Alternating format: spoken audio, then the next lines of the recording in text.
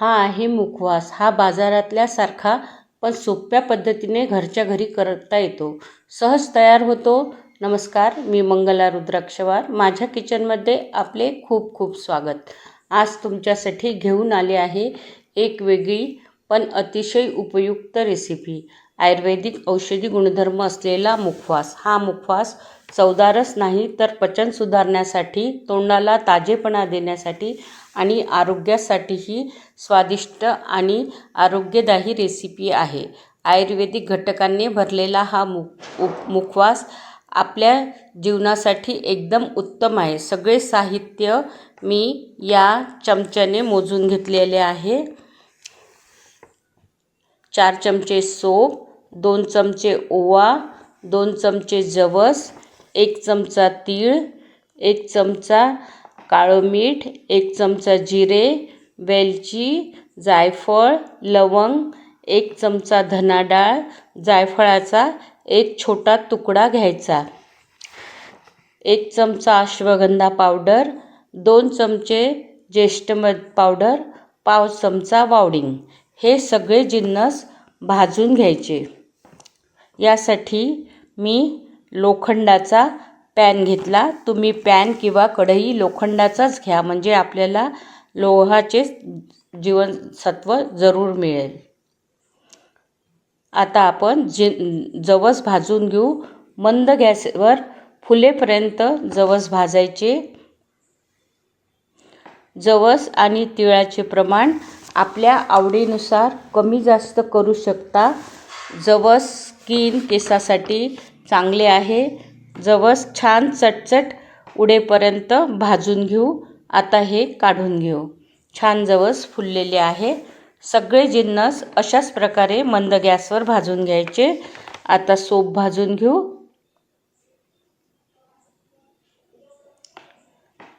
Weight लॉससाठी सुद्धा याचा उपयोग होतो.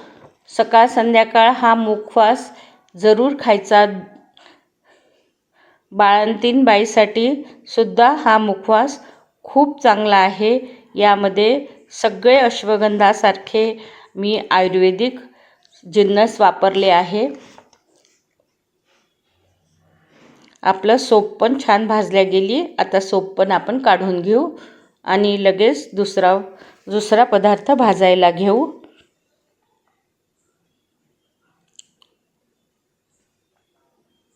दोन चमचे ओवा पण छान भाजून घ्यायचा मंद गॅसवर. ओवा पोटासाठी खूप छान आहे. ओवा चांगला भाजला गेल्यावर तो पण आपण काढून घेऊ.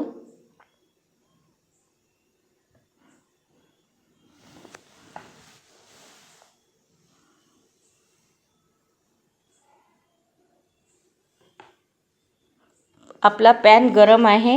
यामध्ये आता आपण जिरं घालू आणि थोडंसं परतून घेऊ 1 मिनिट. त्यामध्येच आपण तीळ घालून घेऊ. तीळ फुलले की लगेच धना डाळ घालायची.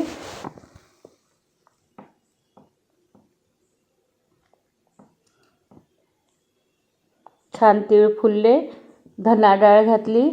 आता ही डाळ भाजलेलीच असते.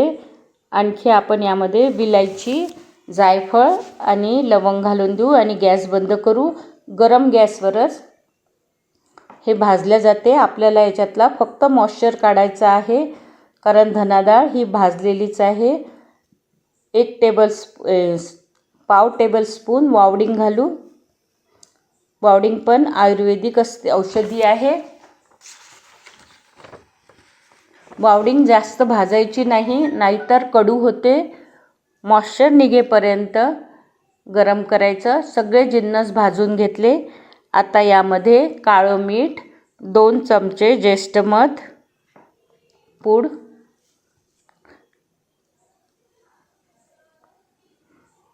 1 चमचा अश्वगंधा पावडर. ही आयुर्वेदिक औषधी आहे. अश्वगंधा वात, पित्त, कफ याचा नाश करते. सगळे जिन्नस थंड करून मिक्सरमध्ये बारीक पूड करायची. मिक्सरच्या लहान भांड्यामध्ये जेवढं बारीक करता येईल तेवढं आपण बारीक करून घ्यायचं. छान बारीक वाटून घेतली मी.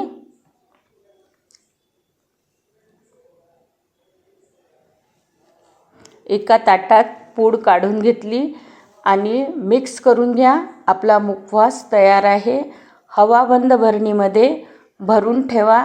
6 महिने सहज टिकतो.